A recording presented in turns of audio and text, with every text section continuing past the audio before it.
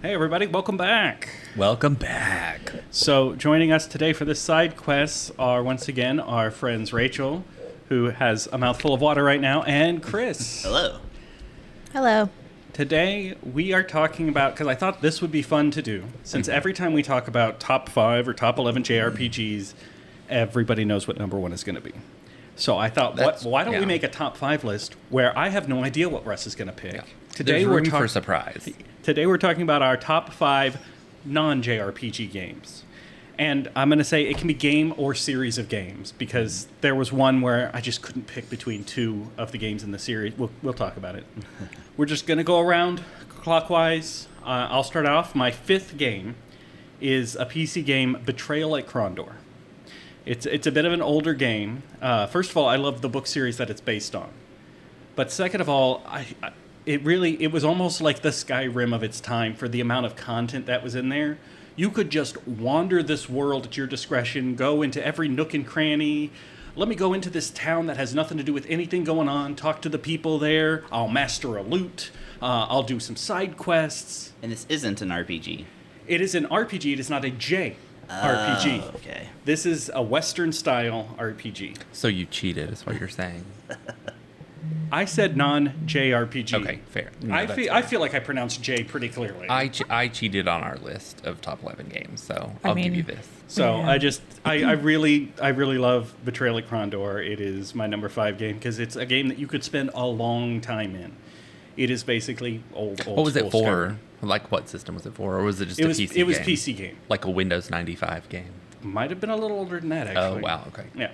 Okay. So anyway, Rachel, what have you got? Oh, my 5th? Yes. Okay.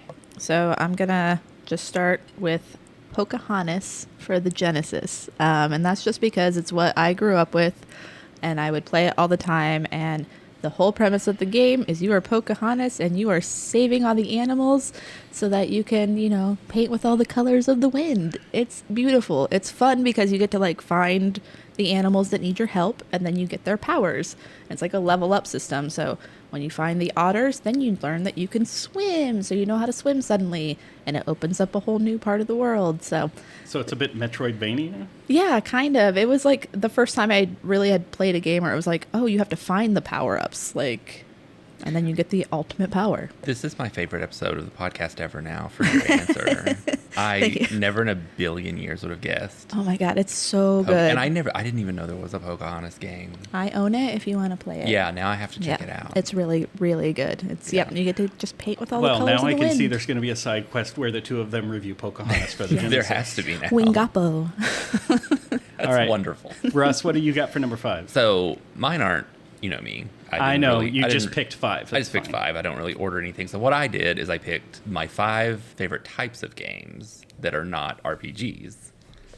Because you've always got to do something special. And then narrowed them down to my favorite example of that. So first, we're going to go, my favorite non-RPG type of game is platformers. And my favorite platformer of all time is Super Mario Brothers 3, which is a real...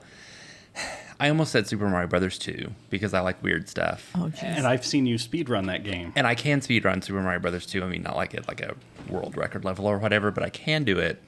Yeah, you can beat it in 20 minutes. It's pretty impressive. Like 12. Yeah. Okay. Ooh. And that's nowhere near. Well, gosh, I was wrong. Put me in my place. Yeah. I almost picked that because I like weird things and I like to be contrary, but ultimately Super Mario Brothers 3 is my favorite platformer from my childhood. I also highly prefer the 2D side-scrolling Mario platformers to the 3D ones. I mean, Odyssey was great, and Galaxy is really good, but I don't have nostalgia for Mario 64 or Sunshine or anything like that. So yeah, Super Mario Bros. 3, it's a really safe answer, but it's true.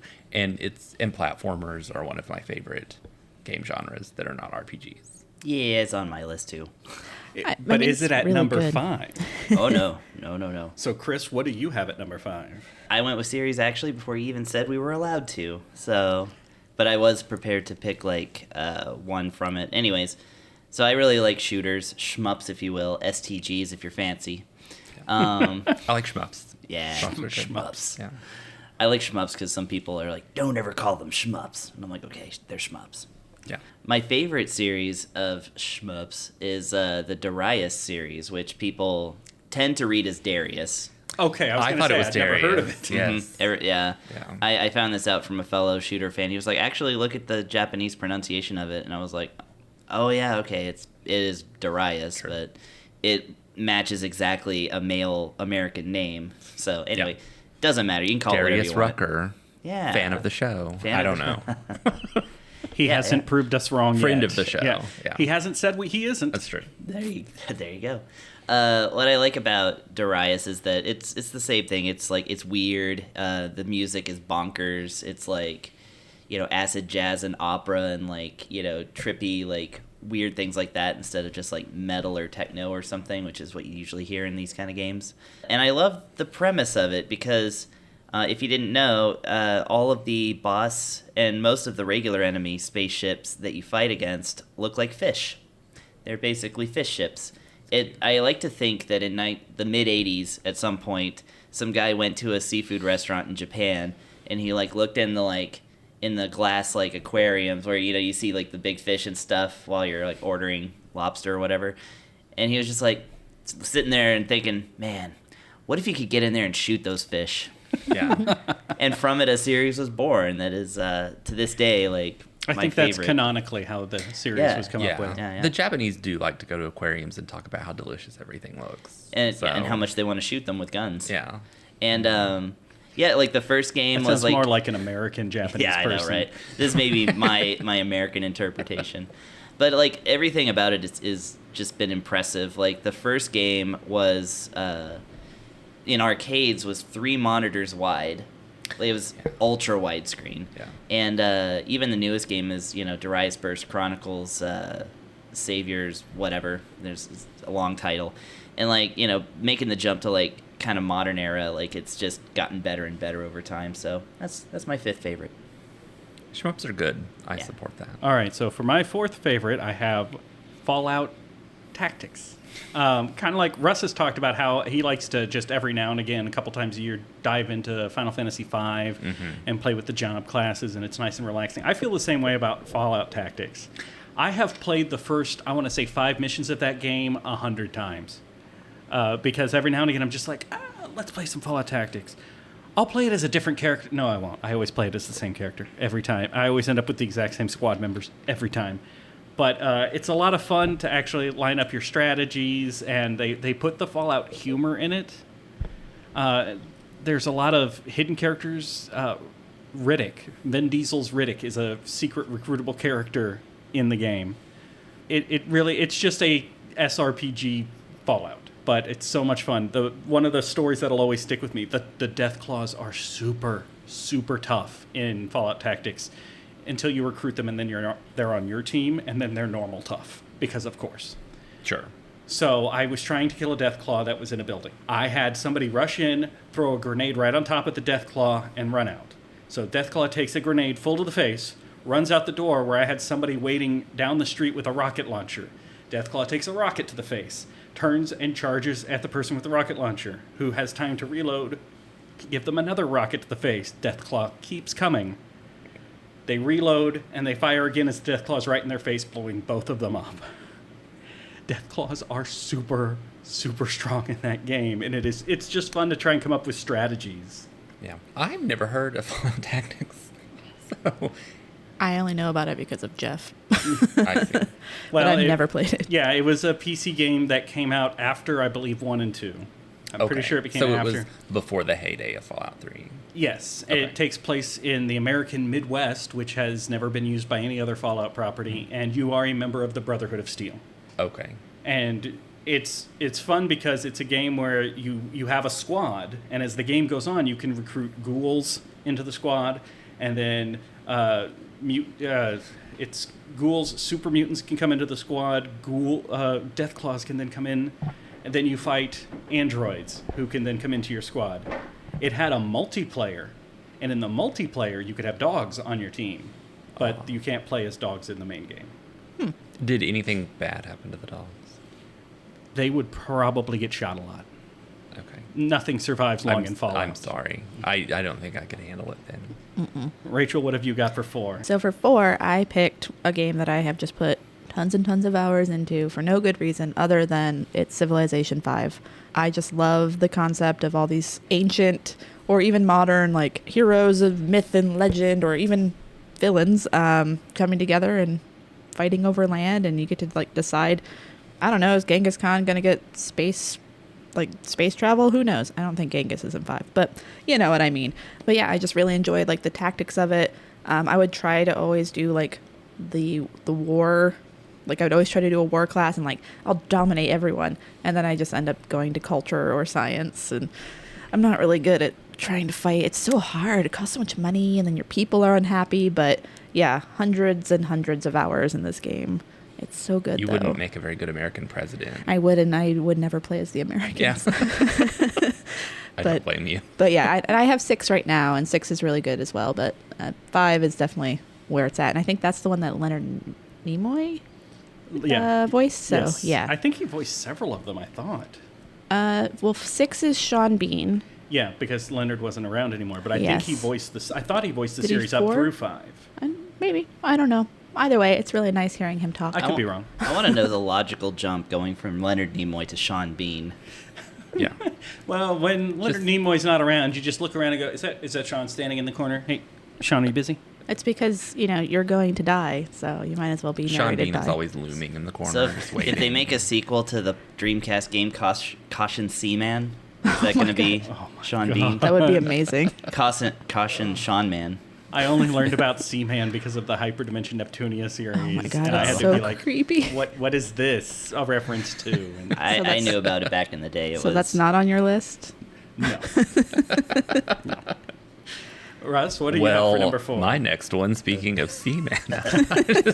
Oh, God. All right, shut it down. We're done. No, not really. So I decided the next kind of game I like to play that is not JRPGs is puzzle games. And my favorite puzzle game of all time, this is going to be a real retro flashback, is The Adventures of Lolo. Nice. You had us play that. We actually Yeah, did I a played it for review SideQuest. of... Yeah. Eggerland. Yes, exactly.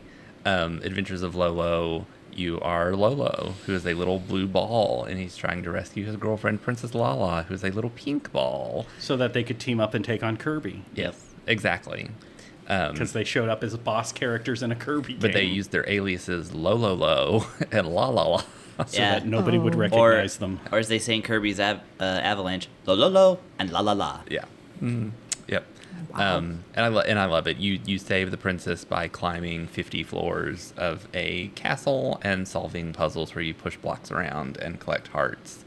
And it really won me over as a child because it was adorable and also fun puzzles.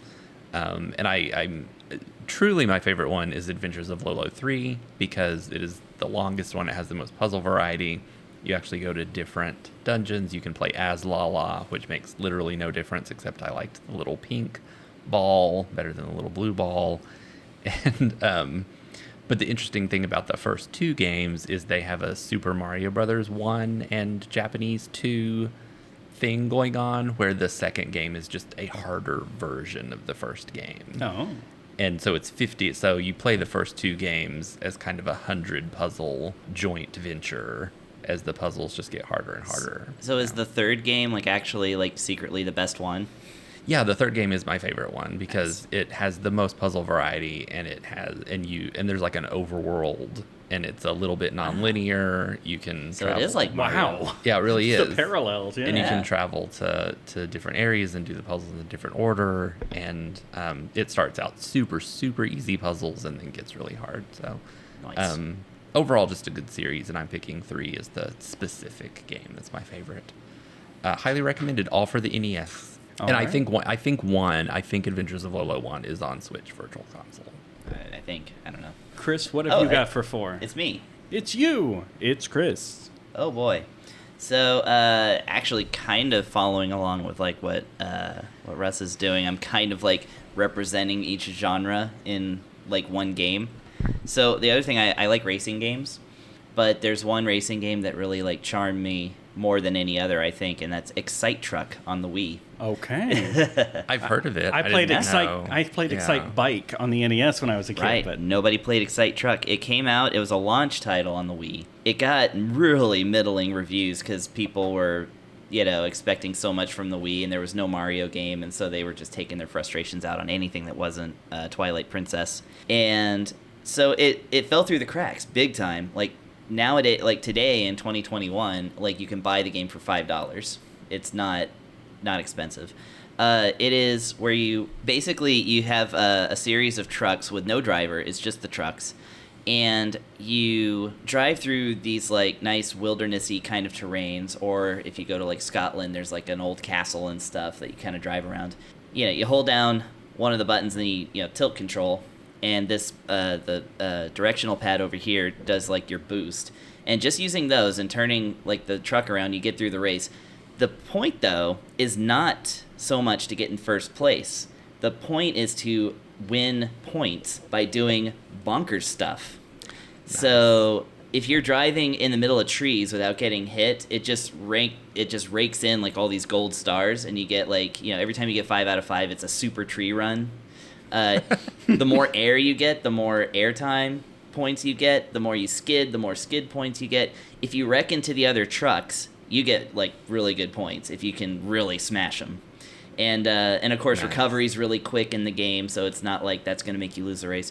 The only thing, you get a whole lot of bonus points if you get first place and can do all this other stuff, but you can hit S rank and still place 5th, like if you're clever. And every course is designed with all these little obstacle courses that you can just carve out for yourself. Speaking of carving out for yourself, it has a great like kind of butt rock soundtrack that I really enjoy. It's one of the only Wii games that does this. You can replace the entire soundtrack with whatever you want to put on that SD card. Oh, wow. So I actually, at one point, loaded in all 3 albums from dreary English songwriter Nick Drake and created a game of Excite Drake for myself, where I'm over here, running through trees, smashing into people, dunking into like rivers and stuff, and jumping boats, but all with like Pink Moon in the background and stuff. I was gonna say like I would put Inya on or something. Yeah. It works so well. Like the juxtaposition is so good. So yeah, that is my favorite racing game, even above all the Mario Karts. And I just think it's really fun, and more people should check it out. Yeah. Fair enough. Yeah. So I'm a console gamer, by and large, right? You've listed 2 PC games so far. I'm about to list the only console game on this list. But I try to avoid playing on the PC just because I've got a nice setup. I've always had a nice setup where it's nice and comfortable to play on a big screen TV and play my consoles. Nothing against PC gamers, and I'm not saying console gaming is superior to PC gaming. Just I've designed my console gaming area for comfort, and I like comfort. But shockingly, the only console game on this list is Moss for VR. Moss is adorable. It is so good. I got Moss, and I played through the entire thing in one sitting, not realizing I had. I got to the end of that game, and I was like, oh, look, it's a boss fight. Okay, I'll just do this, and then I'll take a break from the VR, because I don't like to sit in the VR for too long. So, no, I had sat in there for like 3.5 hours and beat the whole game, because that was the boss of the game. It's amazing to me how much they made me feel like I had a relationship with this little mouse who can't speak. The mouse can't talk, and yet I feel like we have an understanding. We have a bond. We're a team. When she died, I would feel bad, like I let her down. That was on me. That's not your fault. The puzzles are fun. The VR is done really well because you can, poke your head in and look for all the little secrets that are hiding behind rocks. You guys at home can't tell, but I'm moving my head around the mic. It's uncomfortable. Okay. It was just a very charming experience. I loved it very much. It was charming. I can't handle a lot of VR, but the little bit that I played with you was quite charming. I did love that mouse. I can't wait for them to do more Moss. I know they're going to. They're working I was going to say they're too. working on another It Moss. needs to be greatly expanded because they created some lore that's very interesting, and I want to know more about it. So, Good Moss choice. is my number 3. Solid choice. Yeah. I guess that means it's my turn. I hope it is good as Pocahontas. Maybe. I don't know. So this is another one where it was like just because of my my age, but I would play. Oh my god, I would play this to death. The Spyro series for the original trilogy for PS1. Really good. Yeah. So good. I think Spyro 2 is my favorite out of all of them. But yeah, you're this cool rad dragon, and you have like the first game you have to save all the elder dragons who've been talking down to you the whole time. But it was really unique because each of them had like unique, like it wasn't just like a different skin color. Like they all had some sort of unique thing about them, different voices, different personalities, which was mind blowing to me because like you don't really see these characters again after saving them. Maybe a couple, but it was just like, whoa, they're all different. There's like 100 of them or something ridiculous. And yeah, it's a great platformer. Lots of secrets, lots of fun little bad guys that like don't make any sense. I mean, sheep are out to kill you in one point, which that one makes sense since sheep are your life source. But yeah, it's fun seeing like the sheep stack up and like put like a cloak on to look like a witch, and then they come like attacking you on stilts. But yeah, it was like the first time I was introduced to like layers of villainy, like the sheep one in particular. Like you think it's a witch, so you'd blow fire at it, and then like the cloak would melt away, and you see now there's 2 sheep like on stilts, and then you'd like headbutt them or blow fire again, and then they fall off the stilts, but then there's still one left that's trying to kill you. So it was like really fun. But so the sheep are trying to kill a dragon? Yes, because you're constantly trying to kill them for life. Fair enough. Sheep are just fighting for their survival. Yeah, your little life bar is a dragonfly that eats butterflies to get life back. You know, obviously that makes sense. Yep, totally. And there's just diamonds hanging out. Yeah, That's this your was a currency. very late 90s experience. But really fun, and like they introduce a lot of cool characters. The bad guys are like ridiculous, cartoony, but like you're kind of like, yeah, I don't like you. I want to burn your butt. And obviously they do like kid humor. Yeah, you know. Of course. You burn somebody. Spyro was very edgy. Yeah, he was so rad. I Yeah, mean, for he got to be on. 90s kid. There were skateboard levels. Yeah. I mean, he was wearing sunglasses because he's so He cool. was cool. And the composer for those games was Stuart Copeland, the drummer for the Police. Oh, wow. dang! Wow. Quick facts. This is why we have Chris. That's a Heck yeah. career trajectory. Yeah. Yeah, it's interesting. He got into scoring like a lot in the 90s. It's a really good score. I mean, Yeah. because all the levels are really unique too. So yeah, that's pretty awesome. And I like there's tons of mini games, lots of like variety there. And the remastered edition was really, really good. That was one that like I platinumed over a weekend because I was just like, I know everything. I know where everything's at. Like, here we go. And it was like really well done. So yeah. Good choice. Thank you. Good choice. No Pocahontas, but I mean, still I know. good. I don't think I'm going to top Pocahontas. And You're that really was not. Where And I that was started, number so- 5. Well, it's not like in any actual order, Sure. but So my third type of game that I like is surprisingly, maybe not surprisingly, beat 'em ups. Which I've is, known this for a while. yeah, which is not, unfortunately, is not a genre that you really see anymore.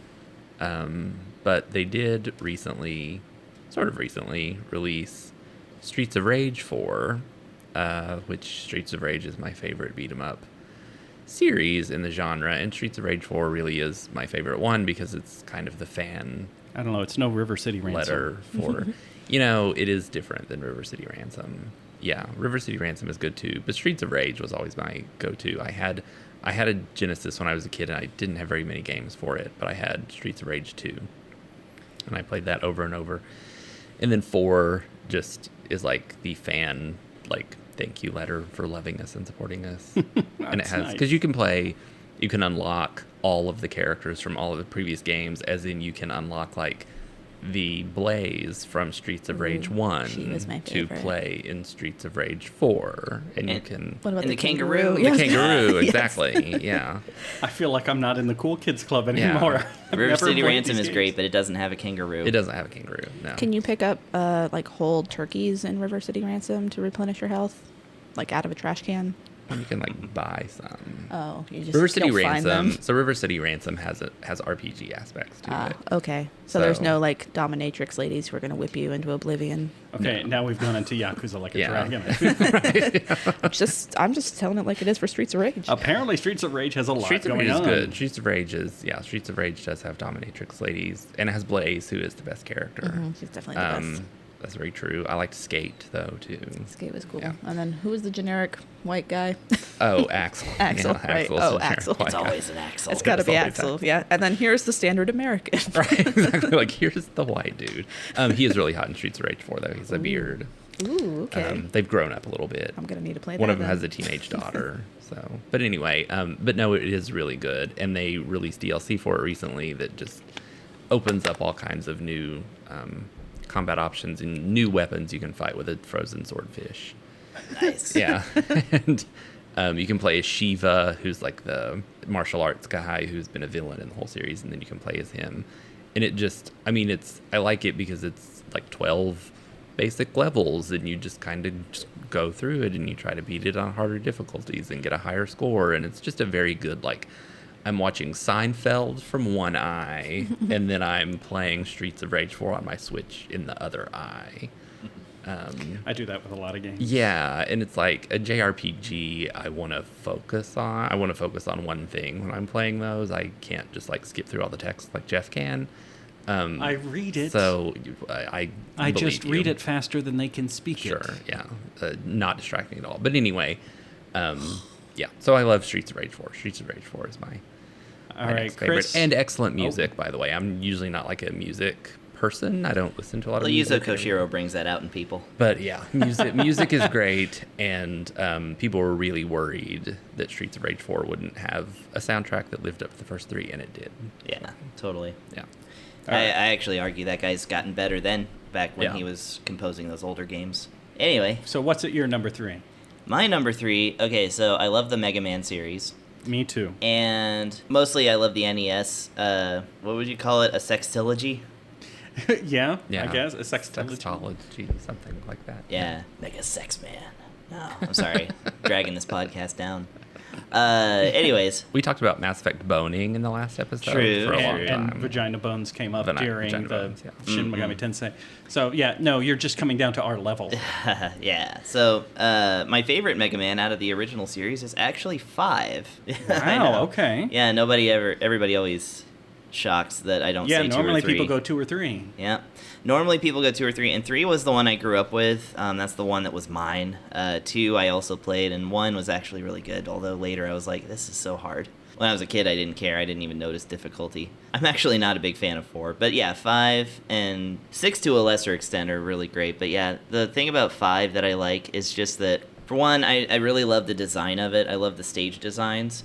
There's little subtle things in it. One of the things I really love is that there's a mountain range that you can see in a Waveman stage when you're going through it on a jet ski, which, by the way, it's a Mega Man game with a jet ski Sure. level. If you then go to Stone Man stage, which is located inside of a mine, in the background, but closer, same mountain range. So it actually gives you like this sense that you're like actually traveling around. They took the terrible underwater physics and they were like, actually, this would work better if he was just like in space. And so they made, a Starman stage like an underwater level without making it underwater. Whereas the next game in 6, they were like, oh, an underwater stage, we should do that because that's obligatory. Which Centaur Man, yeah, that centaurs are water. Let's put Centaur Man stage underwater. So, And again, Centaur's also well known for stopping time, which is his ability. Exactly. Famously, So, they stop time. And that kind of like just randomness like permeates the rest of the series, but I feel like 5 just everything kind of makes the most sense. Everything kind of feels like it has a story. And the action is really good. It's a little on the easier side, but I actually kind of dig that. I don't think it's as easy as 2, but, And the soundtrack is not as, like, hard rockin' as, like, the prior 3 Mega Mans, because it was a different composer this time, Mari Yamaguchi, who she's not even well known among Capcom composers, so I won't go too much into it. But I think we brought her up at one point because I'm sure we she did. must have done a JRPG at one point because she did one track in Breath of Fire. that probably was it. I felt like that. I Was just when we talked remember about her. us saying, "Oh, she worked on a Mega Man game. She must be good. Mega Man games always have good soundtracks." Yeah. And this was the only one that she worked on, and she's the only composer that worked on it. It wasn't like a duo team like some of them tend to be. But anyways, she made this great soundtrack that was like a little bit more melodic, I feel like, and it ventured out a little bit more. But like Napalm Man's stage theme is like incredible, and it's got like this one section of it that's just like weirdly timed. Me and a friend were like, is this like 23/8 timing or something? Like, it's just some outer space time. And like, I think that the Darkman theme, which is actually Proto Man's theme in the game, like before you get to the Wily stages, is just like one of the best pieces of music in the whole series. And yeah, there's just like a lot going for this one, and I feel like a lot of people overlook it. Although nowadays it's the most expensive cart by like, it's like a couple $100s now for one. So, Wow. you know, spend $5 or whatever and pick up the compilations or something. You know, but yeah. You can get the Mega Man games just about Really anywhere. easily. Yeah, they're everywhere. So I recommend people give 5 another look, because it's the last one I played too, because I actually didn't play it until I was an adult. But when I did play it, I was like, you know, they did a really good job with this one, and I think nobody really noticed because, you know, Super Nintendo was out by then. It was like, it was a late game. Yeah. Not as late as 6. No, 6 really got ignored. 6 was so late that it almost didn't make it to the U.S. Nintendo themselves decided to publish it. Capcom didn't publish it over here. It's the only Mega Man that's Nintendo published. Oh. Wow. Yeah. Anyway. So for my number 2, it's the reason I said that we could pick games or series of games, because I picked the Quest for Glory series. How am I not surprised? It is an RPG/adventure game series. I love adventure games. I got news for you, Russ. JRPGs aren't my favorite genre of games.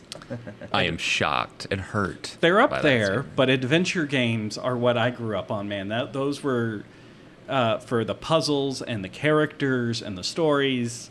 I loved adventure games growing up. They're harder to find now, and even harder to find good ones now, but back in the heyday of Sierra Online and LucasArts putting out Monkey Island and King's Quests and all of these games, the Quest for Glory games were something a little special, because you got to pick your character class going in, and it was 3 character classes: fighter, magic user, or thief. Not rogue, flat out thief. Which meant that every puzzle in the game had at least 3 different solutions, because every puzzle could be solved by every class using what they were good at, which meant replayability in an adventure game, which is unheard of. Usually you play through an adventure game, you know all the puzzles, you know all the solutions. It's not as much fun to go through again. It's the story of a young man who learns how to be a hero through a mail correspondence course, and he goes out and tries to save the land. I'm not going to break down each game individually, but what is cool is it's the same character for all 5 games, and at the end of each game, you save your character to import into the next game, so which will give you higher stats than if you just start a new character. So you can build up your stats by, you know, if you climb a tree over and over again, you get really good at climbing. Things like this. Throwing rocks helps your strength and helps your throwing. Magic spells in the beginning have levels. The more you use them, the stronger they are. The idea of, when you guys talked about Mass Effect without me, thanks a lot, on another side You're quest, welcome. you talked about, you know, importing your character. Quest for Glory is the first one that I can think of that did that. And there's also a hidden class of Paladin. In the second game, if you do all exactly the right things, and it's not spelled out, you really just have to know what you're doing, you can earn the right to be a Paladin. And for 3, 4, and 5, you can import your Paladin character. Although, if you're importing any character, it does give you the option to, do you want to switch classes? Do you want to just make this a Paladin? You can. But if you never import a character, you can never be a Paladin. So it is a hidden class. But I had to pick the whole series because I can't pick between 2 and 4. I think 2 makes the best use of all the different character classes, but 4 is so good. The narrator is John Rhys Davies. He narrates the whole game. Nice. 4 takes place in a Transylvanian environment, though. It's very dark, it's very gloomy, it's very creepy. All of the other games are much more bright and fun and full of puns. So, like, I can't pick 4 as the best because it's not really indicative of the series. But there's a lot there that 2 doesn't do. So I couldn't pick between the 2 of them. So I just said the series. So there you go. My number 2 is the Quest for Glory series. Very nice. Okay, so I love any game that lets me take care of animals. Before I had a console, I would play the cats and dogs series that, yes, they ended in a Z because, again, the 90s. Heck Yeah, right. And did you ever play Babies? I did play Babies, but Okay. I don't like humans, so I got I rid don't of like that real humans fast. either. Yeah. So yeah, I would play games like that. I mean, of course, even like with like Pokemon coming out, my favorite game, Legend of Mana, has that. But one that's very similar to Pokemon that I loved, mostly because I got to waste a bunch of time and I was an only kid, was Monster Rancher. And Neat. it's so good because I don't know. I'm assuming you're young. Your audience isn't very young, but I have no idea what our audience Our consists audience of. is mostly Brazilian, honestly. oh, okay. Well, Well, maybe. to be fair, so we're pretty split between America and Brazil and Chile. Okay. Oh, okay. And those two combined is about 95% of our audience. Okay. But we apparently have a lot of listeners in Brazil and Chile. So, hi guys. Yeah, I'm not going hi. to try and, Hi from you know, hi to Hello. Brazil. Yeah. Hello. I don't know you. that was us pandering to you. That's as much as you're going to get. But thank you. Yeah. Good food. Yeah. So, yeah, Monster Rancher was like, you know, when Pokemon came out, everyone was trying to be the next Pokemon. So that's when you got Digimon, you got Monster Rancher. I'm sure there's some others that I don't remember. But for Monster Rancher, instead of like you wandering around, like trying to capture animals, you were like stationary on a farm and you got to raise them to, of course, go into tournaments and fight. But to get your monsters, you had to use physical media like CDs and DVDs and other PlayStation games to get new monsters. And I would spend hours just sitting on the floor with my parents' CD collection, switching out the CDs to try to get the coolest monsters ever, because there were unique ones based on like partnerships. So like in Monster Rancher 3, I remember we had like MotoGP, and that got you a special Psy roller, which is like this dog like plushie that's on a wheel, and it would be dressed up like a motorcycle driver. So it was like, this is so cool. So yeah, I would just spend hours trying to get the coolest, rarest Monster Rancher monsters from any media I could find. Was there like and- a special monster if you had like Carol King's Tapestry? I'm sure there was. Okay. There's a pixie monster, so I'm sure Nice. that would Yeah. have fit in perfectly. But yeah, I was always looking for the Bakus, which are like giant, like, well, again, like dog elephants, and then the tigers, which were actually wolves Yeah. that had horns. Sure. They were my you favorite. do. They had centaurs in the game. Okay, well, So- now I know what I have to play. I'm not sure how it would work. Do Like, they stop time, and are they aquatic? I think there is an aquatic skin. But yeah, each one, it was like the skins, but it would have like unique powers and stats based on what you unlocked. And then, of course, you were fighting them to become the best Monster Rancher that you could be. And nice. it was very charming. Did they poop?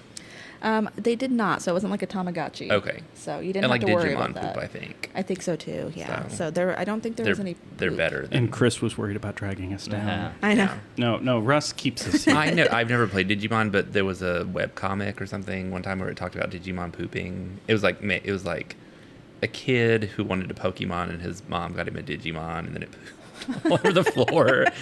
And he's like, "Mom, This is why I didn't want to Digimon. this is why I didn't want a Digimon," and that blew my mind when Okay, I found out yeah. that Digimon. pooped. Nope. And then, yeah, seasons would pass. There was also seasons, and that would bring Fun. new characters coming by, and you could buy unique items. And then there were quests that you could go on. Like, you could send your monster with, like, the professor. Well, it wasn't the professor, because that would have been Pokemon. The archaeologist, or whatever he was. And then that would open up a whole new world if you, like, basically do, like, a board game and moving your character through and getting special treasures. And I don't know. I wasted so much time just trying to get unique monsters. Very good. Now I'm gonna have to It's get that and find out if like my 1998 copy of Alanis Morissette's We can find Ironic out. gets you a special monster. Yeah, probably. Yeah. Fun times.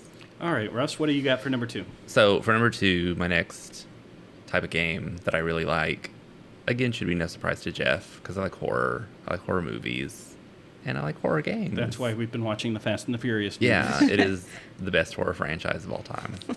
But yes, and horror movies don't really scare me anymore because I've seen so many of them, but horror games can still do it because it's interactive and I'm in the middle of it. And I really like Silent Hill. I was going to say, it's a Yeah. Silent Hill, isn't it? So it was actually, because I also like Fatal Frame. And Resident Evil. Well, yes, Resident Evil has become not horror anymore. really. But it's going to be Silent Hill, and it's going to be Silent Hill 2, which is really basic answer in terms of Silent Hill. But it has the best story. It has the most creepy, eerie story, and it has Pyramid Head. Of course. And it scared me to death when I played it. I got it. I had just started college when it came out, and I got it immediately because I'd played Silent Hill 1. So we were just becoming friends. We were just becoming friends, absolutely. And I beat it in one night. Wow. I stayed up all night, and then skipped class the next day because That's where you were that day. Yeah, that's where I was that day. And just played through the whole thing, and playing it in the middle of the night was particularly creepy with the legs, all of the. It's the best. All of the legs. Yeah, it's the best if you story, guys but could it's see the face Rachel made. I cannot. I love horror games, but I cannot play them by myself. I Yeah. freak myself out, so I always have to play with someone, and then I end up freaking them out because I'm like, no. It's the monsters were especially creepy because the story has to do with sexualized violence of New a podcast. husband Russ and Rachel play Silent against Hill. his wife. Yes. So all the monsters are like two pairs of women's legs sewn together, and like ugly, sexy nurses, and I only know the monsters from the game, and I know, is that the one where the Shiba Inu was the villain all along, like in the that's an special ending? Yeah, Okay. there's a That's the only special one I dog know. ending, and there's a Shiba Inu that is controlling That's all I know. everything in Silent Hill. And that's another reason I like Silent Hill, is because it has that weird sense of humor. There's that. There's also a UFO ending in at least the first 3 games. I'll have a UFO ending where you just get abducted by aliens. That's awesome. The series really went kind of downhill after 4, but I actually thought So, like Resident Evil. like Resident Evil, yes. I mean, I think Resident Evil 7 and 8 were both good, but 7 I guess was horror, but 8 was not horror. 8 is I don't know. Did you see Real. the baby thing that was chasing you? That was terrifying. the baby thing is the one exception in Resident Evil in Village or whatever they call it. That's the one actual horror part of that game. Most of it is just being horny for all the people but trying she's- to kill you. Yeah, all of them. All of them, It's not true. just the big All of lady, but like the guy in the mine and stuff. Yeah, I don't know. Anyway. So, number 2. Yeah, Silent number Hill 2, 2. Silent Hill 2, and I'm excited because I play Dead by Daylight, and they're coming out. They have a Silent Hill DLC Yep. thing, so you can play as, I don't ever play as the killer, but you can play as Pyramid Head, but they're doing a James from Silent Hill 2 skin for Cheryl, who is the survivor in Dead by Daylight, and it's coming out soon, so I will be getting that and playing as James from Silent Hill 2. We're all very happy for you. I'm very happy for me as It's actually, that's the only Silent Hill that I own. And I got my copy signed by Akira Yamaoka, the Oh my composer. God, that's amazing. Well, Chris, what is your number 2? My number 2 is puzzle games, which I love a lot. And this is my favorite puzzle game. It's Tetris Attack on the Super Nintendo. Also known as Panel de Pon, especially if you got the Switch, and that's the only one you could play. Yeah. But, they brought Panel de Pon over to the US, and they were like, okay, well, we need to sell this thing. Yoshi's Island just came out. Let's put Yoshi's Island characters in it. And let's also just throw the Tetris name in there for no reason. But Yeah. So it has nothing to do with Tetris. And they just kind of replaced all of the magical fairy princesses with Yoshi characters. And so that's Tetris Attack. But we got it in 1995. My mom actually was taken in by the Tetris title, so she thought it'd be a Tetris game. She bought it, and we all played it and stuff, and I just got really, really especially good at it, and I've been playing it for years. It's just something about switching panels around and linking up chains and combos and stuff. It's it actually makes sense to me, unlike something like a Puyo or a Columns, which I'm terrible at. I actually got so good at it that I've won a few local tournaments. Nice. That's So exciting. that game has paid for many other games for me. Very nice. over Nice. the years. Yeah. That's my favorite. It's also got a fantastic soundtrack, which is really funky, and if you're a bass player, it's incredible. So yeah, I like it too. I like that one. I like Puyo though. yeah, I'm good at Puyo. I like the idea of Puyo. It's just I'm so miserably bad at it. All right, so now we're at number 1. We're almost done with this really, really long episode. And my number 1 is my favorite adventure game of all time. It is Gabriel Knight 1. and I could talk forever about it, and I'm not going to. But it's an amazing game with an incredibly in-depth story. You are a very mediocre horror writer who is researching some voodoo murders in New Orleans so you can get material for your next book. And then it turns out your family has an ancient history of fighting things that live in the shadows.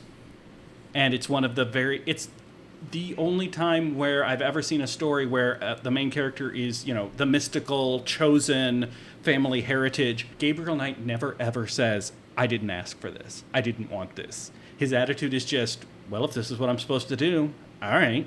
I don't know what I'm doing, but I'm going to do it the best I can, I guess. His method to problem solving is to just wade straight into the problem and hope he can find a way to wade back out. It's such a mixture Me of every day at work. bravado and stupidity. It is. The first one is the best. They all three of them have great story, although the third one's real hard to play. I love the Gabriel Knight series. It is the best. If we could get a Gabriel Knight 4, I would give up a leg for that. It would be amazing. You're gonna give up a leg to the Silent Hill people. Yeah. Happily, if it could get me a Gabriel Knight 4. I've never heard of most of the games on your list. Or the Pocahontas game, so it's been a good day. Yeah, we're learning. Yeah. We're learning. So, Rachel, you've got a number one. I do, and this is my cheat. And if you listen to Russ and I talking about Mass Effect, then you probably have an idea, Yeah. because it's basically all the modern BioWare RPGs. So yeah, I started with KOTOR when that first came out on the PC, and then Mass Effect, Dragon Age. I said Jade Region before, and I meant Jade Empire. It was Jade Jade Region Empire, is yeah. a Okay. Pathfinder campaign, so Okay. whoopsies, got those twisted. I apologize. But they're just so varied. I mean, I know KOTOR and Mass Effect are both set in space, but totally different worlds. Star Wars is a beast of its own, but I'm so Dragon excited. Age is really good, too. Yeah, I love Dragon Age. I'm so just excited much for the remastered of KOTOR, but Dragon Age, do you want to play something like medieval? I mean, Alistair was one of my first video game romances. I was like, oh my god, he's for me. But they've expanded so much. It's nice to see how the worlds have changed, how the characters have changed, in all of them. Having diversity in the games has been really nice. Dragon Age Inquisition did romance very, very good. Yes, very surprising. The actual thought that went into it, because even Dragon Age 1, if you picked, if you were an elf instead of a human, you couldn't marry Alistair in the end, which it's cool. They were thinking about that Sure. kind of racial politics kind of thing. But Inquisition definitely upped their game, and so I'm really looking forward to 4 taking place in Tevinter, which is going to be I heard about that. dark. It's going to be dark. You can also date Freddie Prinze Jr. Yes, you can in also Dragon Age Inquisition. So hopefully that comes back in, You're right. in Dragon He's Age in 4. Tevinter. I am Yes. all in for the KOTOR remaster as well, by the way. Oh my god, yes. Thank you, PS5. So the modern BioWare RPGs. I have played Baldur's Gate and Neverwinter Nights, but I never got into them as much. So anything with character development where I can it doesn't even have to be romance, just learn about the people who are helping me commit mass murder is There's always good lore, really nice. and I liked the twist in Inquisition, and I like the lore of those games. It was lots of fun, but do I want to play a medieval game? Do I want to play a sci-fi game? Do I want to learn about just a whole different culture's mythology? That was cool for Jade Empire, but that's my cheat one. All the modern BioWare RPGs. Good choice. All right, Russ, your number one? So my number one, so this is truly, I saved this for last because it really is my second favorite type of game to play besides JRPGs or RPGs in general, because I do like Diablo and stuff like that too. But I picked Metroidvanias. Really, really, really, really love them. I got into them. I got into the Igarashi Castlevania games, so it was Circle of the Moon on the Game Boy Advance. That really got me into it. I was very excited because a Game Boy Advance Castlevania collection just came out, Yep. So I'm enjoying that. But the irony of my choice is that it is neither a Metroid nor a Castlevania. Of course it's not. Just the genre, and it is not a series yet. But hopefully will be soon, and it's Hollow Knight. Hollow Knight, I think, is the perfect distilled version like the perfect distillation of all of the games that are in the Metroidvania genre. I think it is very fun, very challenging, and very like tightly put together experience. It has great mood. It has a great jury atmosphere mixed with very, very cute little bug people that you get to interact with. Even the enemies are cute. I think the cuteness mixed with the dreariness is spectacular, and I love that you play a little bug guy and you fight with a needle, like a sewing needle, and there's a little princess named Hornet that is kind of the Catwoman of the game and tracks you down, and the exploration is fun, and it, unlike some of the Metroidvania games like Bloodstained, which I recently finished, it doesn't overwhelm you with like powers and abilities and stats and everything like that. It's all very streamlined, and I just love it. And Hollow Knight Silk Song is supposed to come out someday, and I hope it's soon, but I also hope that everybody at Team Cherry is getting plenty of rest and no crunch. No crunch, and you just take as long as you need to make a wonderful game. But I can't wait. Russ for you will be to here do it. waiting for I you. will be here waiting because I genuinely While you find your best self. love that game. Yeah, I'm really bad at those kind of games, but I watched Hollow Knight and I was just like, yeah, it's this really is so cool and it's so pretty. And It's getting me pumped because I just got Metroid Dread, so I'll be playing that when I get home. All right, Chris, bring it home for us. The final game of our discussion. Well, okay, but it's one that Russ already picked. It's Super Mario 3. There we go. yay. It's a good one. Yeah, it's a really good one. That was the first Mario that I got to anticipate because I'm old. Yeah. Because, Mario 2... Well, Mario 1 was the first one I played. Mario 2 was the first game I ever rented. And then Mario 3 came out about a year later. And, I played it 3 different times yesterday. Like, I just been playing that game forever, and it just always holds up. So, don't know what it is. There's some special magic about Mario's third outing, but... It really is. And scholars have written volumes about how great it is, so I don't really have anything to add other than it's I Mario 3, prefer y'all. it to Mario World, which I feel like Yeah. a lot of people like Mario World People more, but try I've to make that never- an argument, and I don't think Yeah. it is. I don't think it is either. They're Yeah. both great games at the end of the day anyway, so... All right, so there you go, guys. We had 54 minutes of discussion about non-JRPGs. We talked about It 20 happens. games. Yeah. Yeah. I'm just saying, we're finally giving the listeners something that's not JRPGs. Don't expect it again. Yeah.